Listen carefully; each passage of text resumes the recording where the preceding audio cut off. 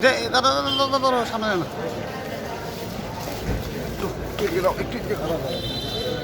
भारत माता की भारत माता की बीजेपी जिंदाबाद बीजेपी जिंदाबाद सुबल भवेक जिंदाबाद सुबल भवेक जिंदाबाद सुबल भवेक जिंदाबाद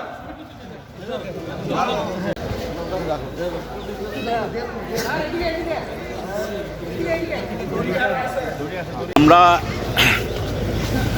গতকালকে ভারতীয় জনতা পার্টিতে যোগদান করেছি। আপনারা জানেন এই রাজ্যে ভারতীয় জনতা পার্টির দীর্ঘ লড়াইয়ে আমি জড়িত ছিলাম। আমি আমার ঘরে ফিরে এসেছি এবং ত্রিপুরা নিয়ে ত্রিপুরার মানুষের যে স্বপ্ন, আমাদের প্রধানমন্ত্রী যেভাবে ত্রিপুরা নিয়ে প্রতিনিয়ত, বিশেষ করে উত্তর পূর্ব ভারতকে নিয়ে প্রতিনিয়ত চিন্তা করছে এবং যেভাবে উন্নয়নের যজ্ঞ চলছে, আমরা নিশ্চিত আবার এই রাজ্যে ভারতীয় জনতা পার্টির নেতৃত্বে সরকার হবে এবং যে অশুভ জোট হয়েছে, আপনারা জানেন এই ত্রিপুরা রাজ্যের মাটি দীর্ঘ ৩৫ বছরের বাম শাসনে বারবার রক্তাক্ত হয়েছে। আজকে একে অপরকে যেভাবে রক্তাক্ত করেছে সেই দুটো পার্টি সিপিএম এবং কংগ্রেস আবার এক জায়গায় তারা জোটবদ্ধ হয়ে নির্বাচন লড়ছে। ত্রিপুরার মানুষ এটা কিছুতেই মেনে নেবে না। আমরা নিশ্চিত এই নির্বাচনে, এই বিধানসভা নির্বাচনে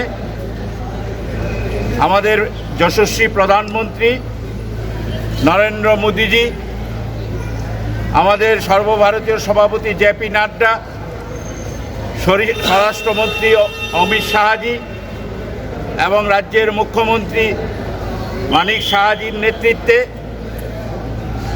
এই রাজ্যে ব্যাপক সংখ্যাগরিষ্ঠতা নিয়ে ভারতীয় জনতা পার্টির সরকার হবে। আমরা চাই যাতে কমিউনিস্ট পার্টির সেই সন্ত্রাসের রাজনীতি, কমিউনিস্ট পার্টির সেই দলতন্ত্র, কমিউনিস্ট পার্টি জনবিরোধী যে নীতি, সেইগুলো ত্রিপুরায় যেন আর ফিরে না আসে। আমরা নিশ্চিত যেভাবে দেশ এগিয়ে যাচ্ছে নরেন্দ্র মোদীজির নেতৃত্বে, উত্তর পূর্ব ভারত সহ ত্রিপুরা, আপনারা দেখেছেন প্রায় 6খানা জাতীয় সড়কের কাজ এই ছোট্ট রাজ্য ত্রিপুরায় চলছে, যেখানে আগে একটি মাত্র জাতীয় সড়ক ছিল, তাও সেইভাবে সেই যোগাযোগ ব্যবস্থা প্রায় ছিলই না। রেল যোগাযোগ, সড়ক যোগাযোগ সব ক্ষেত্রেই।